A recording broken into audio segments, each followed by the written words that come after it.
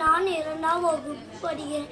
சுற்றுச்சூழல் பாதுகாப்பு அனைவரின் பொறுப்பை அடை பற்றி ஒரு கதை கூறும்போது எல்லாரும் கேட்டுக்கொள்ளுங்கள். அன்னைக்கு ஒரு நாள் குரு ஸ்கூல் முடிச்சுட்டு வந்து நின்றானா. அப்பொழுது 5 குப்பை தொட்டி இருந்துச்சு. அதுல குப்பை இல்லாம வீல சடல் கணிச்சா. ஒரு தாத்தா வந்து குப்பை தொட்டிக்குள்ள குப்பையை கொட்டிட்டு வந்து நின்றாராம். குரு நான் பாட்டு கேட்டேன், தாத்தா தாத்தா எதுக்கு இவங்கெல்லாம் குப்பையை டஸ்ட்பின்ல வெளியே போடுறாங்கன்னு குரு கேட்டானா. தம்பி, இவங்களுக்கெல்லாம் சுற்றுச்சூழல் பாதுகாக்க விருப்பம் இல்லை தம்பி. இவங்களுக்கு பிளாஸ்டிக் யூஸ் பண்ணக்கூடாதுன்னு தெரியும், ஆனால் இவங்களால இருக்க முடியாது.